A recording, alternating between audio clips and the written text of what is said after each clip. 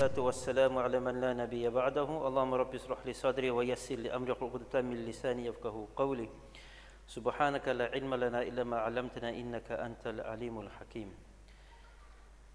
Assalamu alaikum wa rahmatullahi ta'ala wa barakatuh. So alhamdulillah, again welcome to everybody for this Umrah, prefer to call it a presentation, to deal with some of the issues that enables us to get maximum benefit from our Umrah. And again, just as I mentioned last week also, that one thing that I will emphasize with every presentation is that we need to realize that Umrah is an act of ibadah. We must always keep that in front of us. What sets Umrah apart from any other travel is the fact that it is in ibadah. It is just like, as you just mentioned tonight, when we were having the discussion on the Salatul Jumu'ah, for every ibadah you find shuruts, you find arkan, you find sunan or mustahabbat, and you find mubtilat. You find the preconditions that must be met in order for a person to be able to go for Umrah. The arkan, the necessary things that must be done, the sunan, the extra things that we do in order to get a more fulfilling experience. And then there's the mubtilat, the things that can spoil our Umrah. So if we're not conscious of that and we don't keep that in front of us, then we can undertake the journey and we can come back and we can tell very nice stories and we can tell about our experience, but then it might be that what we considered to have been the act of Umrah, we have not actually achieved. And many people are confused on this particular aspect of the Umrah. That's why sometimes people say that they have gone for Umrah, and then you ask them what they did, and then they tell you everything they did besides the actual Umrah. People tell you they went to Aqsa, and they went to this site, and they went to that site, and those are referred to as ziyarah, but those are not acts of ibadah. There is great spiritual benefit in doing all of those ziyarahs, you understand? But the actual Umrah is what we do at the Baytullah in Makkatul Mukarramah between Tawaf and Sa'i. That is Umrah. So in regards to this journey, that is our goal. That must be done correctly, and that must be done in the best possible manner. Yes, we also try to take advantage of our travel, our journey, by also doing the spiritual preparation for the act of Umrah by engaging in all of these ziyarah, because all of those are all the things that also add to our spiritual development, our spiritual upliftment, and the spiritual impact that we will be able to take from our Umrah, inshallah. So we discussed a few things that's relevant in terms of preparation towards Umrah. We spoke about the documentation. We spoke about the importance of being financially prepared. There's the documentation and the currencies that we discussed. And then there's the physical health. And obviously in relation to the physical health, there's also the mental health and the mental preparation that the person needs to make, when going to undertake the journey of Umrah. Because the first thing that a person experiences is that he's overwhelmed in a very positive way, in that he's excited to go for Umrah. And then when he leaves, he's overwhelmed in a negative way, because now the anxiety, number one, of separating from the family, separating from the home, and not knowing what really lies ahead for a person in the journey, because anything can happen. So therefore it's important that the person must go with a correct mindset, and the correct mindset is to be positive, you understand, but also not to be overconfident. And that is why it's important for a person in his mental preparation, that he must be appreciative of the fact that there are going to be certain occasions when he's going to be met with obstacles, and he can't afford to fall apart at the occurrence of those obstacles. Rather, he must have the mental tenacity, the mental strength to be able to see those conditions through, because all of those obstacles that you are facing, it is all also part of how Allah Ta'ala from His side is also preparing us. We would like to go and meet Allah Ta'ala in a certain state. And then there's a state that Allah Ta'ala wants us to come and meet Him in. Allah Ta'ala from His side also prepares us. And then we very often find, and this has been my experience when undertaking, either Umrah or any other kind of travel, is that Allah Subhanahu wa Ta'ala tests a person before he goes, and Allah Ta'ala tests you after you've gone. And Allah Ta'ala tests you again when you've returned. And each one of those tests relates to your ibadah. It all relates to your ibadah, because to undertake this kind of journey, it requires a lot of preparation, it requires a lot of, sacrifice. And then before you have to go, Allah Ta'ala will test you to the extent where you need to make a decision. Are you still going or not? Are you still going or not? It might be your finances, it might be your health, it might be a condition of any sort that becomes a challenge to us, where we need to make a decision, are we going or are we staying? You understand? And sometimes it is such that, and I think one of the most difficult things, for people to do when it comes to this kind of travel, it is either when one of their children are affected by some condition or an illness or something, and now it seems like you're abandoning that child. Or it can relate to a parent. The parent is sick, and now you have to now go, but the parent is sick. Now, do you go or do you stay? What must you do? It all relates to how we put things in the care of Allah. Ufawwidu amri ilallah. Because the reality is also, if I stay, I can be a comfort to the person, a comforter. My presence can comfort the person. But in actually changing that condition, there isn't much that I can do, because it is in the hands of Allah. Whether I go or whether I stay, if the person is going to be sick, like I can remember when I had to undertake one journey once, my father at that time, he was very sick in hospital, he had to undergo a heart operation. So I told my father, look, this is now this case, I need to make a decision. Do I go? Do I stay? I asked him, wat wil Daddy hê moet ek doen? My father's response to me was, is jy 'n dokter? Is jy 'n dokter? So I said, no, I'm not a doctor. So my father asked me, so wat gaan jy hier maak? Sy gaan niks hier maak. Sy kan dua maak vir my. As jy bly kan jy dua maak vir my, en as jy gaan kan jy dua maak vir my, maar as jy gaan, dan is jou dua's bitter vir my. So on that basis I left. My father had the operation, alhamdulillah, Allah made it successful. But these are the things that we have to grapple with. And Allah Ta'ala brings those conditions to see our determination. Sometimes it is our own health. Our own health. You are undertaking this journey, but it is at such a risk that your health could deteriorate. And it is even such that, in some instances, your doctors might even tell you, Boeta, of dit jy kan nie gaan verdien nie, jy gaan nie survive nie. Now the question is, do we take what the doctor says, or again, do I put my affairs in the hands of Allah? Allah takes me and Allah will bring me back. And sometimes when you are in that condition, now everybody is telling you, no, don't go, jy kan nie gaan nie. But now the question is, what is in your heart? Allah Ta'ala just wants to know what is the condition of your heart. Do you actually want to go? Understand? And these conditions come to test us and prepare us for that. Sometimes the test is when you are there. You lose your money, you've made if you travel with the agent and then he showed you, of this big hotel, en toe sy daar kom, sy sê, nee, maar wat is dit, die plek, wat? Sê die agent, nee, iets verkeerd gegaan met die en van die en die en klomp stories, en dis nou was 'n byt, dis was nog gaat bly. En sy het gedink, jy gaat bly daar in die 5-star hotel, en bly jy in 'n rottenis. You understand? So these are all the tests. Now the question is, did we come? Yes, we paid for the comforts, but did we come for the comforts? Or did we come to find taqarrub ila Allah? And sometimes to find the closeness to Allah Ta'ala, we need to endure those inconveniences, those difficulties, those challenges. And we must keep one thing in mind, is that all the people involved in this Umrah arrangement, they are human beings. And human beings are bound to falter.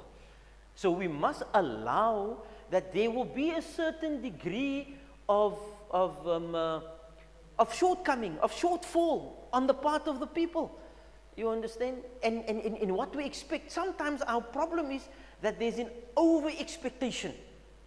We expect that, when we go for Umrah and Hajj, I've seen people, it is almost like the person goes for Hajj, but the agent must actually perform the Hajj for him. Or the person goes for Umrah, but the person that is traveling with is supposed to do the Umrah for him. He expects that his hand must be held at every step. As hy na die toilet toe gaan, dan moet die agent daar buite by die deur staan, so as hy uitkom met die agent daar wag. No, but these are some of the expectations that people have, and then they make the person understand. But ek het betaal. So don't over expect on what should happen when you go on Umrah and Hajj. Rather be prepared for anything. And you will sometimes find that what you considered at that time to be your worst experience is actually the thing that makes your Hajj the most memorable. You understand? So we must bear these things in mind. So alhamdulillah, we also dealt, with the issue of the spiritual preparation, to which I've now also alluded to some extent. And then we dealt with the issues of when it comes to medication. You understand? What do we do with those kinds of issues? So the next part of our discussion is that we must be travel ready and travel savvy. You understand? We need to know certain things about traveling. Now today you will see that I've got 4 modes of transportation there. And all 4 of those modes of transportation play a role in Hajj and Umrah today. Because there's aeroplanes with which we fly. So we need to understand how flights work. We need to understand how flights work. And one of the most important things when we are flying is to appreciate that you have got many constraints. Number one, in terms of seating. If you don't know how to do bookings, you can obviously have your bookings done through a travel agent. They can book the flights for you.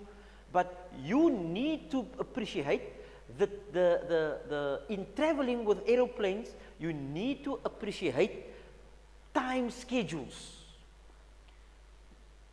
Because there is generally in South Africa not a single airlines that flies directly from South Africa to Saudi. Saudi Airlines used to fly from Johannesburg, but I don't think they operate here anymore because the number of people who travel between South Africa and Saudi on a continuous basis is minimal. So it's not worth their while to operate in airlines.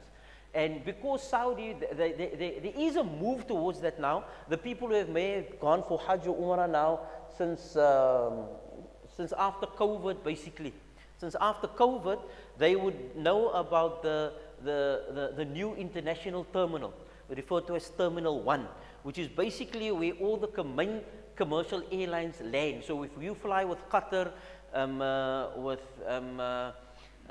the other one now? Emirates, or you with Qatar and Emirates, and some of the others, except Ethiopian Airlines. Ethiopian Airlines lands on what is referred to as the North Terminal. The African countries, their airlines lands on the North Terminal. They don't land on the main commercial terminal, which is 2 terminals basically next to each other, but it's different, referred to as different terminals.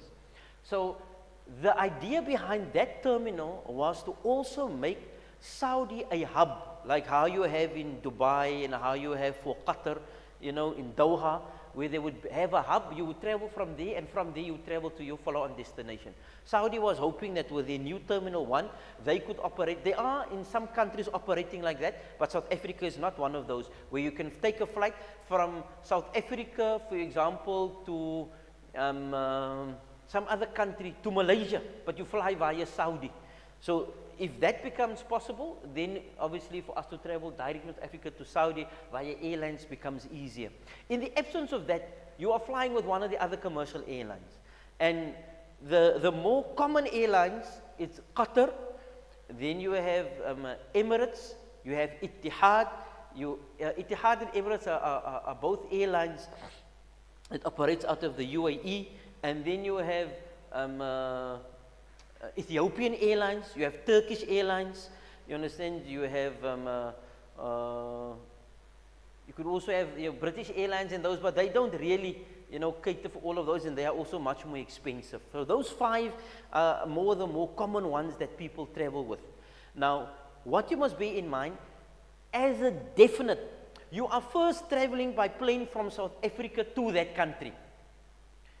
And in that country, depending on the time of your connecting flight, you will have a layover there.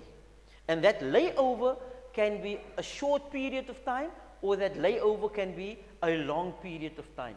So depending on the duration of the layover, you also then need to know if it is a long period of time, do you qualify for any accommodation there, or are you required to remain on the airport? Can you get a visa there? Do they provide you with accommodation there, etc.? So those are all things that when the bookings are made, you need to inquire so that you can know. Because if you are, now various airlines, they've got different durations of time. With some airlines, if you are there for more than 12 hours, between the one flight and the next flight, then they provide you with accommodation. They put you in a hotel and they give you a voucher where you can go and have a meal. The voucher is normally limited to $50 or something like that. So then you can go and have a meal for that amount of the voucher. Some airlines have got longer periods of time, but what you must bear in mind is that in all of that, when you travel, if you don't keep track of the time, then you are also at the risk of losing your flight. And once you lose your flight, you basically need to book a new ticket. So it can become a costly exercise. So therefore, when traveling like that, especially with the airlines, it is extremely important that you must keep track of the time. You must keep track of the time. And also you must remember that we are going to different countries, we're also going through different timelines. Between us and Saudi Arabia, there's 1 hour difference. They are 1 hour ahead of us. So if it is here by us now 8:15, then by them now it is 9:15. However, seasons differ, so that's another thing that you must remember when you travel. Seasons differ. So when you are traveling to another country, you need to take cognizance of the weather conditions in that country. And generally, as a rule, we are in the southern hemisphere and they are closer to the northern hemisphere. So because of that, the seasons are opposite. If it is winter by us, it is summer by them. And when it is summer by us, it is winter by them. Now, generally, winter and summer by them, there is not so much a difference in the weather as is here by us, although there is a difference, especially when you go towards Medina side. Then in winter time, you can experience very cold weather in Medina. So it is therefore also important that a person must be cognizant of the weather conditions in those countries that is going to travel to. But as a rule, my advice is, because you are going to travel to a place that's a Muslim country, where you are going for shopping also in any event, don't take a lot of unnecessary luggage. You keep your luggage to a minimum. Don't take 5 outfits, plus it might rain, so ek vat my coat saam. No. The rule that we generally have as a rule of thumb is 3 of everything. En die rule daar is, 1 in die tas, 1 aan jou bas, en 1 in die was. That's the rule.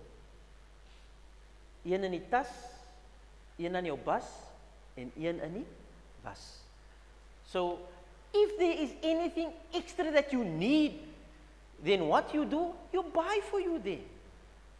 In fact, what we generally do, is we try to carry, because my experience also is, especially in Saudi, food prices have escalated enormously. You do find your normal cafe kind of place, your Pakistani or your Bengali cafe where you can buy, and moenie skrik as hulle die kos in 'n sakkie. That is not hoe dit werk daar. They'll either give you in one of those takeaway bowls, or alternatively, this is now if you want to just buy a cheap meal. This is now if you're not staying in the nice, hotel accommodation where they're serving bed and breakfast. But if you just want to buy a simple meal, then it is not so expensive. But if you want to buy foodstuffs there, it's very expensive. You know, like the last when I was there in Saudi, you know, we paid 30 riyals for a tray of eggs. We paid 30 riyals for a tray of eggs. So at that time here by us, a tray of eggs was 70 rand, and it was expensive. Now it is more or less that price, but I'm speaking about 2-3 years ago. But if you take by the exchange rate, then it is times 5. So 30 times 5, which means here by us, when a tray of eggs is costing us 70 rand, you say, yo, maar die eiers are no dear, young, it's very bird flu. You understand? There by them you're paying 150 rand for a tray of 30 eggs. So can you see the difference in pricing also? And these are with basic foodstuffs. So if you're buying a meal from a cafe, it might not be so expensive. Although it adds up because it's 10 riyal, 20 riyal. You know, not too long ago, a can of cool drink, you know, cost you 2 riyal. So what they did, the can of cool drink stayed 2 riyal, but the can became smaller. And now that smaller can is now 5 riyal. So now when we think here by us, you know, as if we go to buy a cool drink, 5 riyal, it's not 5 riyal. 5 riyal times 5 is how much? It's 25. No, that's almost what we pay for a 2-liter cool drink here by us. You understand? So eventually all of those smaller amounts, they add up. So what we normally do, we normally have one case with dried fruits or dried foods or that kind of thing, because we empty the food and then we pack the gifts. You understand?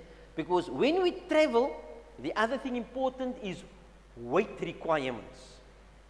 So when you fly, you need to know what are the luggage requirements in your flight.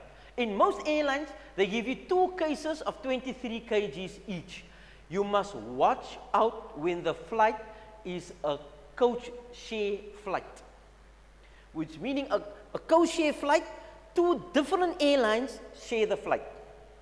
Or sometimes you get where there is a flight where you need to also take a domestic flight.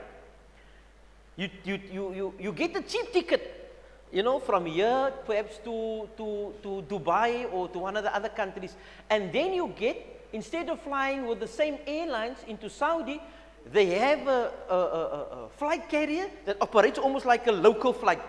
Then that makes your ticket cheap. But then on the one leg of the flight, you are allowed 2 cases of 23 kgs. On the other leg, 1 case of 23 kgs. Now, what happens to your other case? En dan kom jy daar, vinden jy uit, jy het 'n 500 rand gespeer op die ticket, maar jy moet nou 1000 rand extra betaal op die case. So then it works you out more expensive. And very often people only come to realize those issues when they are there. It happens very often with people who go for Hajj, and then after Hajj, they travel, they take the package where they go to Aqsa afterwards. And this is almost every year, you know, we have this issue. When the tickets are booked, the ticketing agent gives them the guarantee that it is booked in such a way that even though they are taking a so-called domestic flight from Saudi into Jordan, that flight covers them with their luggage for 2 bags of 23 kgs plus the Zamzam. Now, when it is a local carrier, a Saudi Airlines flight, then they don't accommodate for the Zamzam, or they don't accommodate for 2 bags of 23 kgs. Now the people come there, then it is arguments and fighting, and we're on the phone with the ticketing agent, and sometimes the people, they become so despondent because the flight is going to leave, so they're given a choice. You either leave the bag or you leave the flight, one of the two. Then the people leave the bags. And then the agent now says, but no, it's the ticketing agent, and now there's obviously the shifting of the blame. And the first one that is blamed, I mean, when I was with Sao, we have nothing to do with booking your tickets. The first person that's blamed is Sao. I mean, Sao has nothing to do with your ticketing. You understand? And then, because the agent now blames Sao. And then the agent says, no, it was the ticketing company that made the mistake. But now the problem is the people's luggage stays behind. And why is this? Because people do not verify these requirements or these terms and conditions when they book their flights. Now in Saudi, you also have the general mode of transport between cities in Saudi used to be the bus. And up until now, it is also, especially during the days of Hajj, the most utilized facility. So again, timing is important. If you land in Medina, for example, you must be aware that the time when you land, your hotel accommodation is not necessarily going to be available. So if you do your own bookings, or if your agent has done your bookings, make sure to know from what time your accommodation is going to be available. What time do we land? What time is our accommodation going to be available? Because you had that whole journey, you're tired, you couldn't sleep, with I see it's net so, any toilets and I plane is ook net so klein, you know, so people try to avoid the toilets, etc. You know, so we're going to come to that still. Now you come to your hotel in Medina. If you travel first to Medina, you travel to Makkah, you come to the hotel, you land there 10 o'clock the morning. Your room is only available from 4 o'clock. You land 10 o'clock, you arrive at the hotel, en daar is nou daar, wag, ek is nou so bly, nou finally by hotel met 'n salie, ek gaan hom nou slaap met 'n salie. You know, en maak my wakker vir door, maar wag, ek kan nog jam sala maak, los maar vir door, maak my wakker vir asr. Nee, but asr sit jy nog in die foyer by die hotel. Now what do you do? So it's important that you must verify all of that information. Because if you want your rooms to be available, if the general rule of the hotel is 4 o'clock, and you come there early, even if there's nobody in that hotel room, they are not going to allow you to enter into that hotel room. And even if there are other hotel rooms available, they are not going to give you that hotel room unless you pay for that room. Now you don't come prepared to pay for that room for another day, because you've not budgeted for that. So it's important to be aware that if you travel, those are from amongst the things that you must be aware can happen. And then from the airport to the, depending on whether you're making your own arrangements for your own trip, or whether you're traveling with a travel agent, you take taxis. You take taxis. You understand? Now, generally when you land and you've made your own arrangements, they want to see a verification of your accommodation. They want to see verification of your accommodation. When you go through immigration, etc., then they normally ask you, you know, have you got any? Now, you will normally have, if you've made your booking, you will have a verification of your booking, which hotel you are going to, etc. Then you hire a taxi. And that taxi then drops you at the hotel. But again, to pay the taxi, you need riyals. That's why I said when you travel, you need to make some arrangement for initial riyals. Alternatively, if you've arranged with your bank, when you get to the airport, you can withdraw money. Alternatively, you get two kinds of taxis. You get the official taxis and you get the unofficial taxis. Now, if you take one of the official authorized taxis at the airlines, at the airport, no problem. You go to the desk, you make the booking of your taxi, and you can pay with your card. And you can pay with your card. Now, what you must bear in mind is that you've paid for that trip. That guy will assist you. When he gets to the hotel, then he will very often refuse to take out your luggage until you pay him. That is why when you leave the facility where you made the booking, make sure to take one of the business cards with a detail. If that driver gives you any hassles, you phone them. Or you ask from the hotel to contact, because this is how they extort money from you. And they tell you, no, you must pay them. Or they expect a certain tip or something. Because all of those things, if you want to give them a tip from your side, that's fine. But a payment for the trip, that is what you did at the airlines. So you must also be aware that you are undertaking a holy journey. And you are being pious, but you also get pious criminals. Because he will speak all the nice things and all of this, but in the end, he will want to extort money from you. So you must be aware of these things. And you must be prepared to stand your ground. And in the worst, I don't speak Arabic. Don't speak Arabic. And then you insist. And if you see any like official or something, you call them, you say he's not wanting to release your luggage. because this is part of how they sometimes want to exploit people. And then now the latest in the modes of transportation is the train. It's a luxury train, very nice train. Again, the problem with the train is luggage. You either have to pay extra for your luggage, but it's actually not that expensive. In fact, I've seen, regrettably, with some people, the agents, when they take the people and they book via the train, then they charge the people for the train tickets. But what they charge the people for the train tickets and what the actual price of the train ticket is not the same. It is becoming an unfortunate practice, and then the agent, they say it's because they charge an admin fee on booking you your train ticket. But if you look at it, admin fee is meer as a train ticket actually. You understand? And all of these things, generally, the prices you can check on the internet. You can check the prices of flight tickets. So if you want to have an idea, you go onto a website called Cheap Flights. You can check on there. You put in your dates, single ticket, etc. You can check it. You'll have a ballpark idea. And then you ask the ticketing, agent for prices on tickets. Then from the prices that they provide you, you can see whether those prices they are giving are more or less in line with what the airlines are generally charging. Actually, in most instances, the price they give you are supposed to be a cheaper price than the price you see on the internet. The same with the train tickets, and the same with the bus. And generally, depending on how many people you are that are traveling together, the taxis are a bit more expensive than the bus. The taxis are a bit more expensive than the bus, but the advantage you have in taking a taxi or hiring a private vehicle is that you can determine where and when that vehicle needs to stop. Whereas when you take the normal public bus, because there's a public bus fairly cheap between Makkah and Medina, I think it's about, it comes to about 500 Rand for a ticket between Makkah and Medina.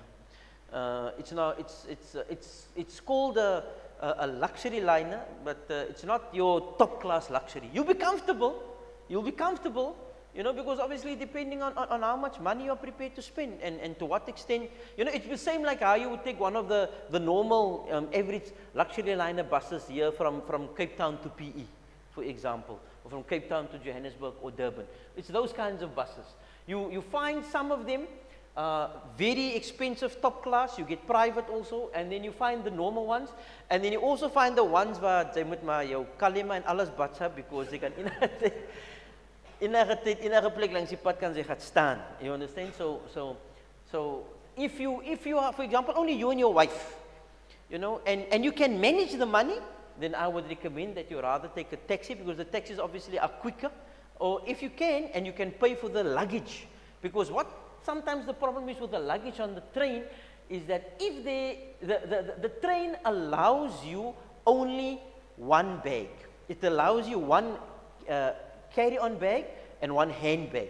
So if you've got two big cases, then it becomes a problem. Then you need to pay extra for it. And sometimes they cannot guarantee that there will be space on that train for the luggage. So just like how you would check in your luggage at the aeroplane, you need to check in your luggage at the train station. The train, however, is super quick. Super quick. You understand? Like between Makkah and Medina, I think it's 2 hours. 2 hours. Quick. That train travels. It's a luxury train, top class train. Very quick, and the only issue, as I say, is with the luggage. So sometimes it might be that you pay extra, but then they can't necessarily guarantee that your luggage will be on that train. So you will go quickly to unless you travel very light. If you know you're going to go to Makkah, then you leave your shopping for Makkah and you don't do any shopping in Medina. So luggage and planning your trip is very important. You need to know how you're planning your trip and your luggage requirements. So if you know you're going to leave your shopping for Makkah, you go first to Medina, going for Makkah, en die vrou het nou klaar 'n paar outfits gekoop. You understand? So if you now put all of that into your luggage, it's going to cause a problem. There is a solution. And the solution is, die Titi moet my almal hy rokke aantrek. Sy moet my almal hy rokke aantrek en so op die trein klim en sy moet dit maar weer in die makka in die case sit en dit weer strek as sy by die huis kom. Because die cost van die luggage, it can become a problem. So the point I'm trying to come to is that a person must be, you must be savvy. You must be aware of all of these things and you must prepare for it, inshallah. So that's by way of introduction. Right? So plan your travel thoroughly. Now on this date we are leaving here. We're leaving Cape Town. We are landing in that place at that time. We're going to be there for so long.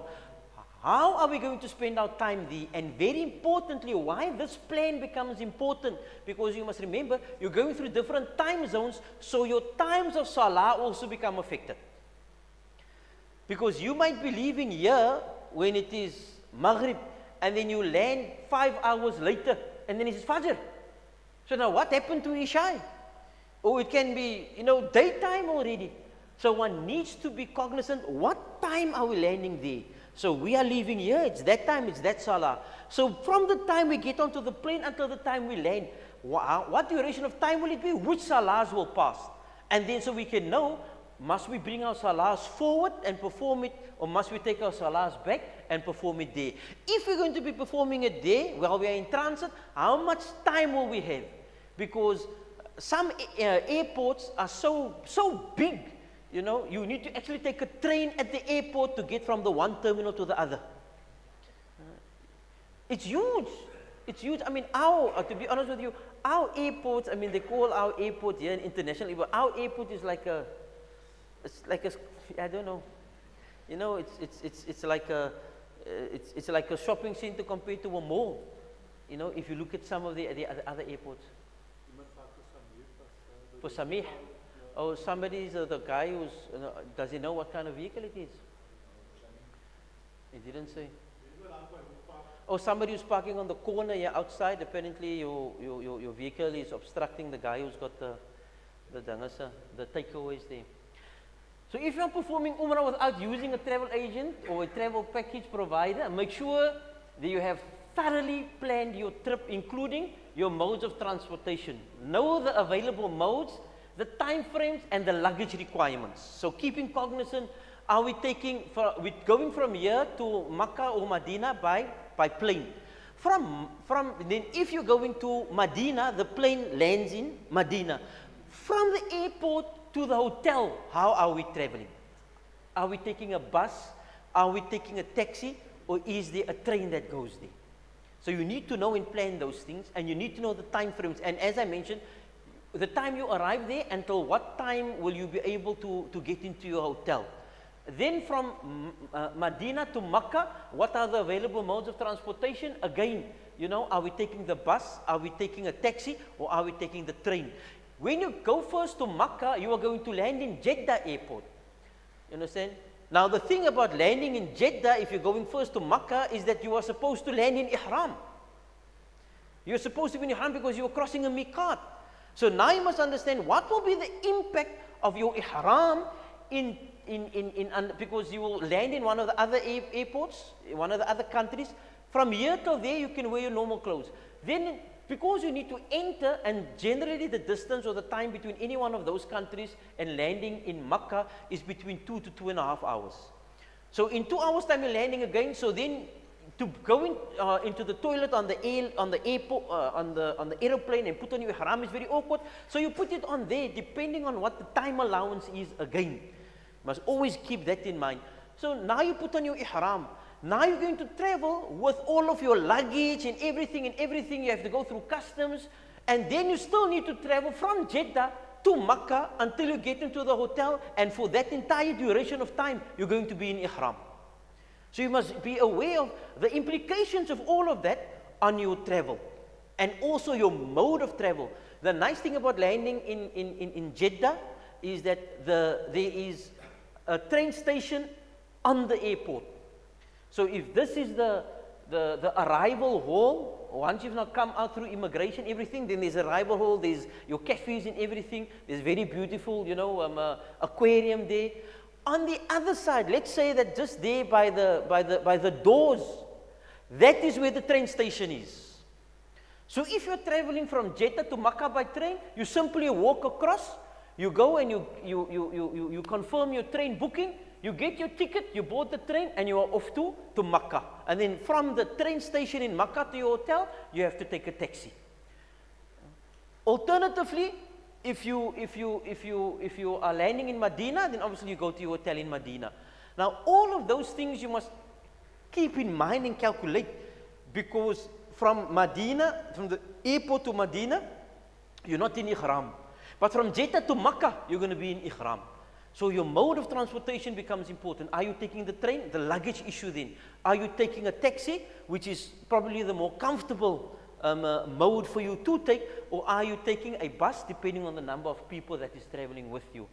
Right? So again, the available modes, the time frames between landing and departures, in terms of those, because it might look like a long period of time, but it is not. And if you are there for a long period of time, you are given accommodation, you need to make sure that from the time that you leave that hotel to come back to the airport, there's sufficient time for you.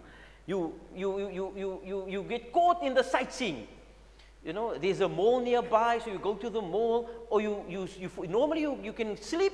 Somebody, you make arrangements with the people at the hotel people themselves. They will phone you constantly, let you know, look, your transportation is coming to pick you up for your flight.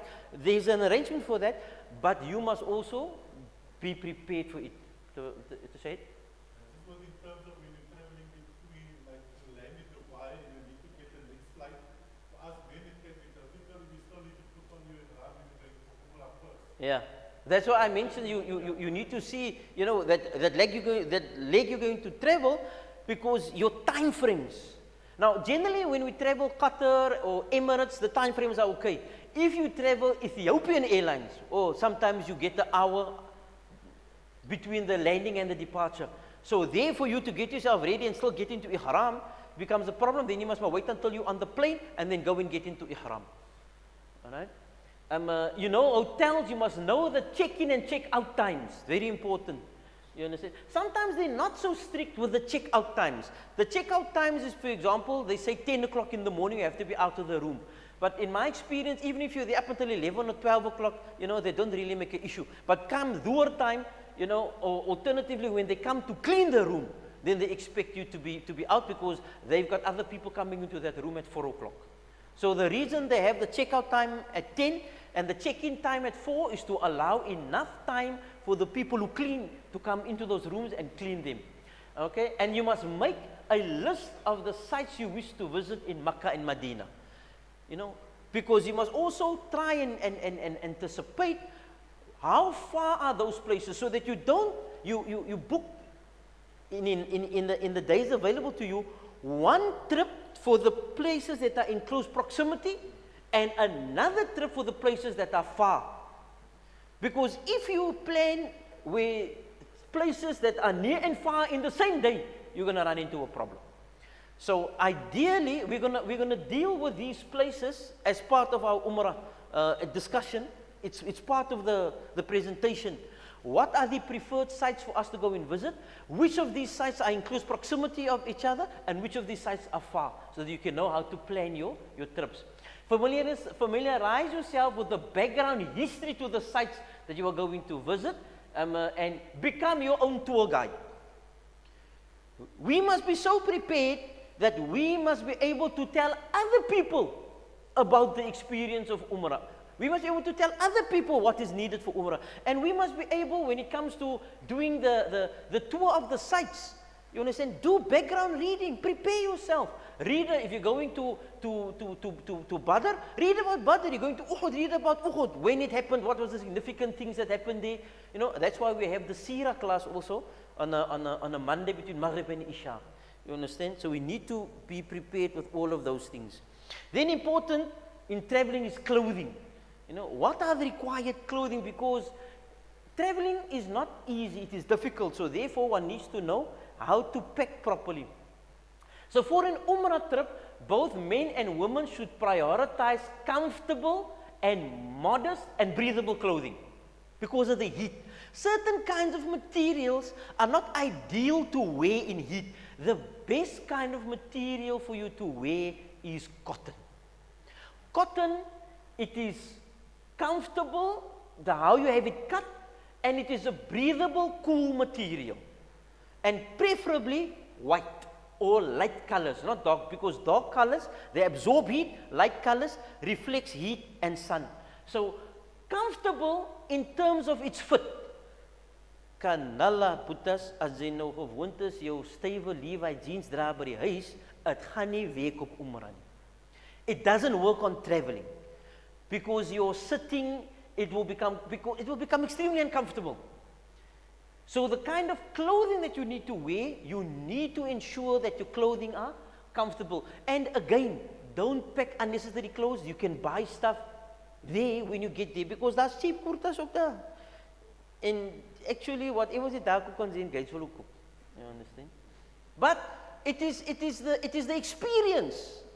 You understand? It's the experience. You know, like the person he went for Umrah and hy het 'n bietjie Arab geleer. You understand? At least hy het gedink hy ken Arab. So we went to the market and he went to buy something, and he asked the person, "Come, how much?" So the person said, "Ashara." He said, "La ishrun." The person said, "La Sheikh, Ashara." He said, "La, ishrun." The person said, "Sheikh, faqat Ashara." He said, "La, ishrun." The person said, "Khair, ishrun." And he paid. And then he went back to the hotel and he said, "Nee, ek het hier hy Arab wat nie by my kop aan sit nie. Ek het nou sommer lekker dinge so saam met hom." You understand? Ons was in die Kaap, man. Ou gaan nie by my sommer. Ek gee nie vir hom sy sin op 'n prysie op ja. Ek negotiate. Understand? Ek negotiate saam met hom. Understand met Sali? When I get to the room, I asked other people. They say, "Hey, oh, jy vir jou." I say, "Ja." Sê, "Nee, hoeveel het jy betaal?" "Nee, ek het net 10 rial betaal." Hy sê, "10, maar ek het dan 20 rial betaal." Sy sê nou, "Nee, hoe jy 20? Nee, die outo's het by jou kop ingesit." Ashara is 10, ishrun is 20. So as jy nou insist, die man sê vir jou 'n prys, jy insist jy wil meer betaal. En die man sê vir jou, "Boeta, nee man, 10." Hy sê, "Nee, 20." Because ons dink ons ken die language, né? So we's careful when ons negotiate there, so. You understand? So also, we try to wear white. And then for the men, for the ihram, it is unstitched cloth called the ihram. 2 pieces of white cloth. Right? 2 pieces of white cloth. Now, what is meant by unstitched? Unstitched, see, this kurta that I'm wearing here, or any of us wearing, the clothing that we are wearing is cut with different parts sewed together that fits our body contours. So this kurta that I'm wearing, it fits my particular shape, and it has got arms. This is what is meant by stitched clothing. Stitched clothing means any clothing that has been cut and stitched to fit the shape of the body. It doesn't mean that there can be no stitching on the pieces of cloth. So if the cloth has got a hem sewn into it, there's stitching in it. That stitching does not exclude that piece of cloth from being an ihram. It doesn't have to be white, it is preferred to be white. You can also have your ihram in another color, but it is preferred to be white. But the ihram for men, it is 2 pieces of cloth, as long as that clothing does not take the normal shape of the ordinary clothing that we wear in terms of a pants and a kurta or a shirt or a jacket, then that is what is referred to as stitched clothing. Okay?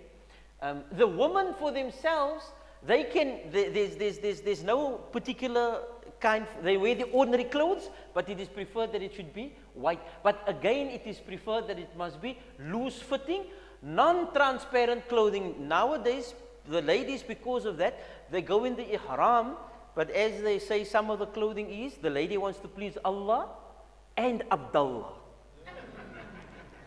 Staan met Farouk? Yeah. She wants to please Allah and Abdullah. So she is in ihram. But it's tight-fitting clothing. All of the shapes and figures of the body is shown. That is inconsistent with the objectives of ihram. And more so, you know, just because the ladies can basically wear anything doesn't mean that they can wear transparent clothing. But unfortunately, people, they like to push the limits. People like to push the limits. You understand? So the ladies say, but my body must be covered, and my body is covered. You understand? But the clothing is transparent. You can practically see through it. That is inconsistent with the objectives of ihram. Because the word ihram comes from the word, you know, for making something haram. Which means that the clothing of ihram, you have put yourself into a sacred state. So in that sacred state, you know, if modesty is not to be found, then what is the idea of the sacredness of it? And so the ladies will wear an abaya and a jilbab and a scarf, and fabrics like cotton or linen are recommended for the warm climate. And then, okay, this is basically the end of where we come to for tonight also, because our time is actually long expired. So the important things, you understand, is that number one, modesty is key. Al-haya'u shu'batu min al-iman. Modesty is a component of iman. So choose clothing that is respectful and avoid bright colors or flashy jewelry. And also makeup, you know, even if it is water-based, in ihram, ideally you should avoid that. And it should be comfortable. Opt for loose-fitting, breathable fabrics to stay comfortable during your travel and while performing your rituals. So for your traveling as well as for your umrah, the rituals of the umrah. You know, layers, dress in layers to adjust to temperature changes. So you can have your for the ladies now especially, and also for the person who travels. Don't put on too thick a piece of clothing, you know, because if the weather changes, take something so that you can always take something off. You take a jacket, so if it gets cold, you can put on a jacket, and if it gets warm, you can take off the jacket. But then, of course, you must appreciate that if you take it off, you also need to carry it. So, therefore, it's ideal that one should travel light. But as the, you know, with the layering, what is meant, don't wear now, no, you gaan nou hier, dan, you know, okay, ek het nou nie die dinge se aan nie. Die dik throw, ek gaan Makka toe, you understand, maar ek gaan met die dik winter jubba van my, is koud hiersa, maar ek gaan my dik winter jubba. Sodra ek in die airplane geklim het, trek ek die jubba uit. And then what? You understand? Now I must travel with that jubba the whole place. So rather take on ordinary clothes and just put on a jacket. Very important when traveling is shoes. Shoes is crucial for comfort, because the last thing a person wants, you know, is feet to be uncomfortable, because it will make your and also for traveling circulation, because your feet can swell. And no such when I stay with skoene aan daar, so it becomes a problem. You know, so you should wear comfortable, supportive shoes that's conducive for walking. Please, you do not buy a pair of shoes the week before you travel. By the time you travel, moet jy al jou skoene ingeloop het. Ek het al gesien mense koop nuwe skoene vir die walking hajj. En dan het hy skaars begin loop, en dan moet hulle vir hom 'n wheelchair kry, because as die voete vol blisters. You're going to do a lot of walking. So make sure that you have comfortable shoes. In fact, for traveling, try to become accustomed to wearing hoofs, the leather sock. You can have a nice sandal with that for traveling. Why? Especially for when you are in the aeroplane and you need to take wudu. Die basin sê is die size van die ding. So jy moet daarin, moet jy abdas vat. You understand? Of jy moet veel water gooi, and it becomes very awkward. En om jou voete so op te moet lig om daar na die basin te kom, is 'n problem. Whereas if you are wearing the hoofs, and the hoofs, men can wear it, ladies can wear it, and you can wear a thin sock with it. You can either wear a thin sock with it, you can wear a thick sock with it, but you can wear a pair of sandals with it. Because the nice thing about that also is, if you take off the sandal, your feet will be sort of comfortable, but for the purpose of traveling for the wudu, then it becomes comfortable. Obviously, just in ihram, once you put on the ihram, you cannot wear hoofs. You cannot wear khufs. At least for the men, they cannot wear khufs. All right. I'm reading about the ihram and then hygiene. You know, maintain personal hygiene with travel size toiletries. You understand? So it's important that you arrange for that, because you can only take with you certain volumes of toiletries when you travel in your overnight bag. You can have your, you know, when we traveled once, and unfortunately it was in America. So as we came through the immigration, daar stop hulle vir my en my vrou en sit vir ons daar. Ek het gedink, ek dink toe myself, ja Allah, my vrou se keuse, ek dink myself, wat het die vrou nou weer aangevang? Jy gaan ons nou tronk toe Nora. You know, and the problem was that she had a tube of toothpaste. She had a tube of toothpaste, and because van hy tube van toothpaste was amper tronk toe. Because die mense is natuurlijk so paranoid, because you get explosives that looks like that. You understand? And only because the size of the tube was bigger than the normal size allowed for the toothpaste. It was a genuine mistake on her part, because, you know, sy het hom maar net vergeet om daai toiletry bag te haal. Sy het die toiletry bag net so met die toothpaste in 'n overnight bag gesit, en dus ons aan tronk toe daar so. You understand? But be that as it may. So alhamdulillah, as far as the travel aspects of the Umrah preparation is concerned, this is now where we will conclude for now, and then next week we will engage with a further part of the discussion, inshallah. So I don't know if there's any questions from you on the things that we've covered so far. I did make inquiries on two things that you requested me: the travel insurance and the Zamzam. I made a further inquiry on the Zamzam. And I was advised that generally the airlines, as I mentioned to you the same, they don't have a problem with the Zamzam. It is when there's a co-share, you know, when it's two different airlines, and sometimes, especially if it's the Saudi airlines, then they don't accommodate for the Zamzam.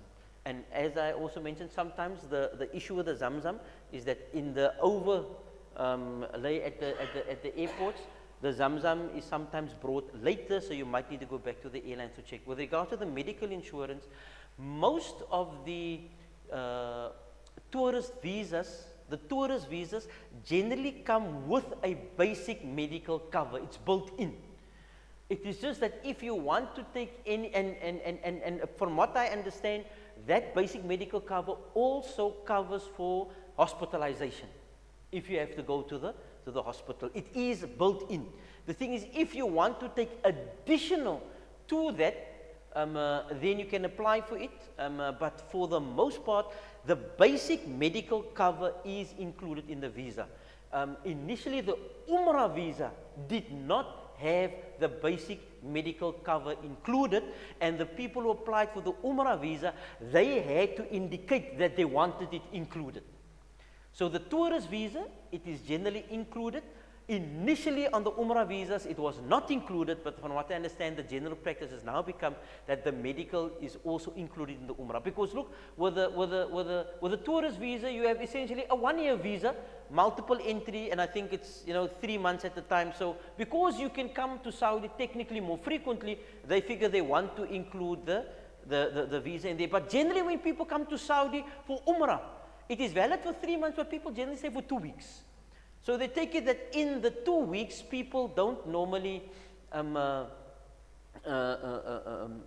get to do too many things outside of the two main cities of Makkah and Medina. So the risk for people becomes less. It's more minimized. However, sickness comes, accident comes.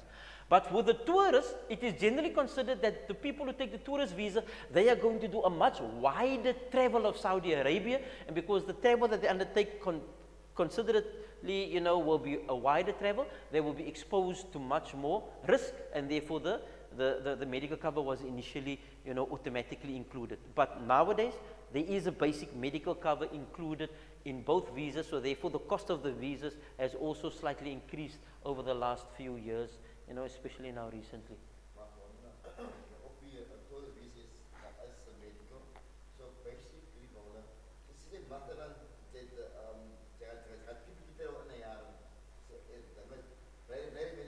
Ja. So die medical is connect met die visa.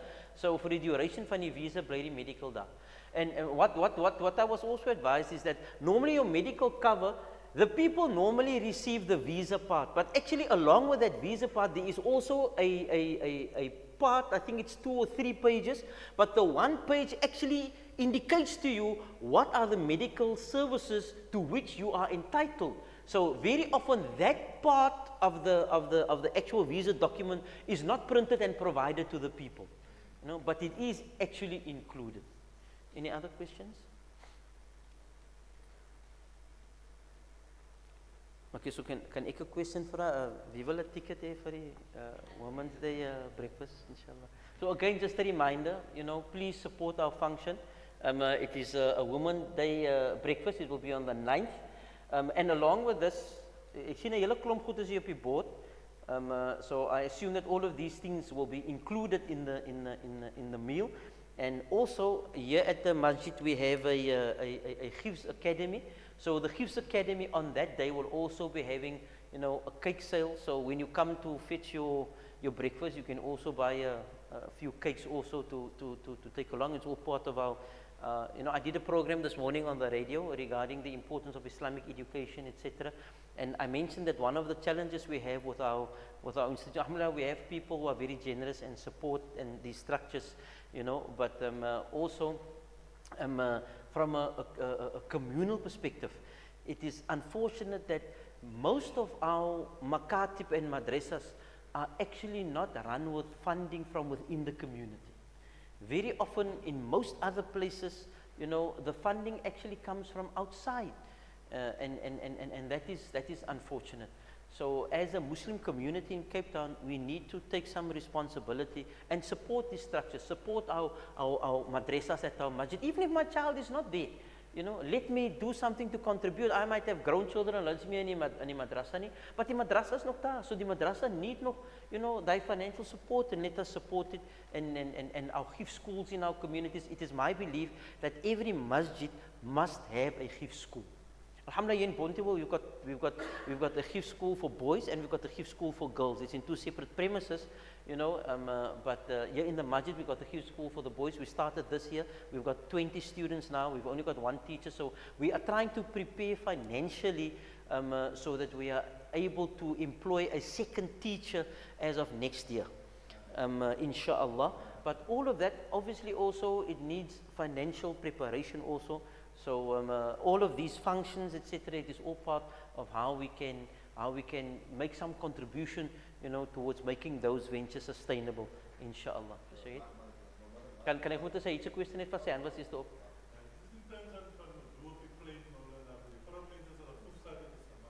Ja.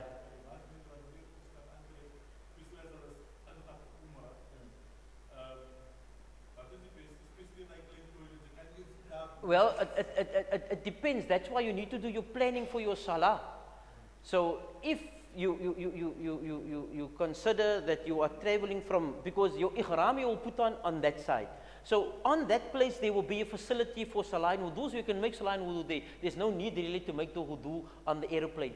And if it is such, you just need to take cognizance what time you are landing there, and whether from the time of your departure to the time of your landing there is a salah that you need to perform. If it is such that it is a salah that you can, because Dhuhr and Asr and Maghrib and Isha you can make jump.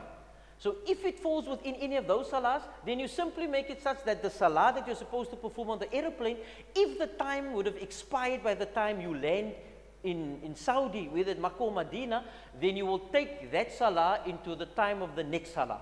Then you make jump ta'khir. So that you don't need to have the issue of the wudu. So when you land there, then there's facilities, you take your wudu there, you make your salah there. The only salah that we don't have that luxury is Fajr.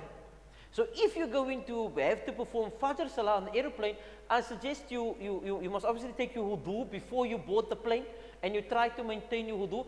If you are not able to, you know, then what I sometimes do, if I know it's difficult for that, then obviously you do the remainder of your wudu in the basin, and then you take a small bottle with you that you would use for istinja, you know, and put water in it and keep your foot over the toilet, and then you have to do it in that way. That is if you now know that your time for Salah will definitely expire by the time you land in Saudi. So that's where the planning part becomes very important. Any other questions? Any other questions? The last question would be that the control of the Umrah in Khat right now is it excluded now, or is it also so how the Umrah can work now? The Umrah, the only thing that is for now seemingly been excluded, where the agents are excluded, is for Hajj. But from what I understand also, it's not going to be a complete exclusion, because obviously Saudi has now appointed Sawuk, so to say, as the service provider. And as a service provider, Sawuk will in all likelihood need to outsource some of those functions, because they won't be able to perform all of those functions.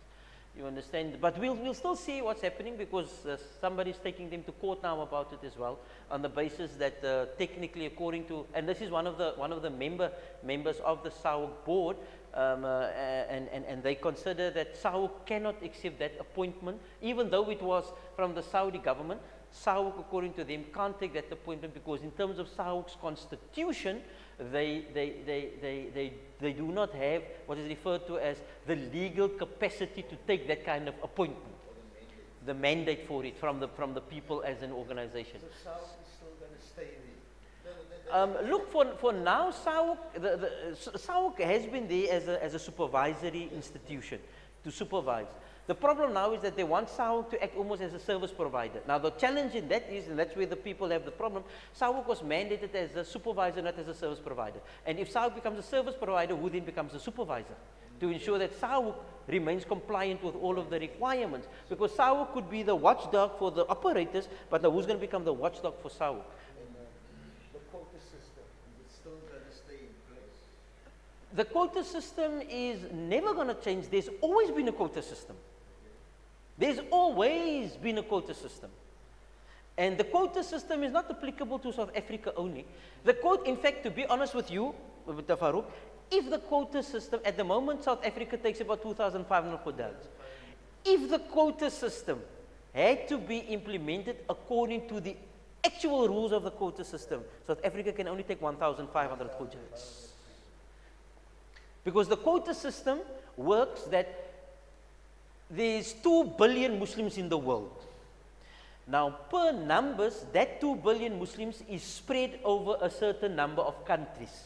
So, if you put all of that in a figure on a percentage basis, then that percentage of the total Muslim population in the world gives you an indication of how many Hujjaj. They indicate a figure of 2 million. So, in that 2 million, for example, your percentage of Muslims in your country in relation to the number of Muslims in the whole world constitutes a percentage. So in the 2 million Hujjaj, for example, that constitutes a figure. So you get that amount of visas. I mean, that quota system, it's not for this long existence. No, it's you see, Dr. Farouk, the quota system has always been there. The difference is the number of people being allowed to come for Hajj. If you take 10 million people come for Hajj, 5% Mathlan, of a million is hoeveel? It's a secret amount, all right, of a million. So 5% would be, is it 50,000? 50,000. So, and of 10 million is 500,000. So it's not that the quota system has changed. The number of people allowed in total to come for Hajj has reduced. We know of Hajj in the past, 5 million people come. But when last you heard that more than 1 million people went? So the number of people in 5 million on your percentage compared to 1 million is a huge difference. And the other thing also is that they've become more stricter, because what previously happened, they would indicate the number of people per country. Then many countries would say that they're not going to take. Then they would say, who wants the extra visas? And 9 out of 10 times South Africa said, we'll take the extra visas. So we had the extra visas, but the quota system has been there for a very long time actually. It was just that many of these things have become gradually implemented and they became more stricter on the implementation. Any other questions? Hy het niks met Umrah te doen nie, by the way. It's Hajj. Any other questions? I know that we've run quite a bit over time, but the unfortunate thing is that for the amount of things that we need to cover, you know, that period, because Isha is becoming later now, so ideally I wanted to end by 8:30, but, you know, if by 8:30 we basically just actually getting started. So inshallah, next week we will continue. Inshallah, I will prepare the remainder of the slides. I'll provide it to Mr. Shahid. And Mr. Shahid will, is there any people who's not yet on that Umrah chat group? Can we, I did send Mr. Shahid a number today of some lady that requested me that she must be added along with her mother. That said the mother must be added as well. Yes. But I don't know from who it came because Sheikh Maulana just... Yes, because I sent you the message, because I also don't have the person as a contact. I just forwarded you the message. I received it. I don't know if it's Titi that sent it now. So if Mr. Shahid can just again confirm with Shahid's telephone number. But again also, I put the QR code there at the back. There's a QR code. So all they do is like a normal photo, they just direct it to that. Scan it. Bring it up for them and just click on that and it will add them to the group. Inshallah, inshallah. So that concludes tonight's presentation, inshallah. We'll carry on next week in Jazakumullah. Subhanallah wa bihamdi. Subhanakallah wa bihamdika nashhadu an la ilaha illa anta nastaghfiruka wa natubu ilayk.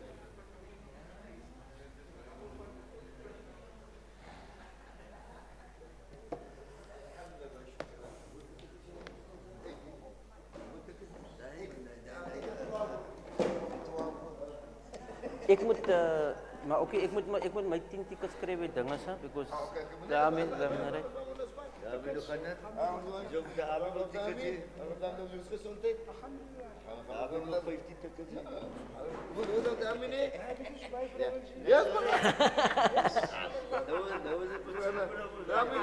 Dat was wat is die hoeveel daarmee nee? Met 2. Oké. Doe dat met die 20, né? Oh ja, ik heb dinges geprepared. So, in terms van die phones zelf, Ja.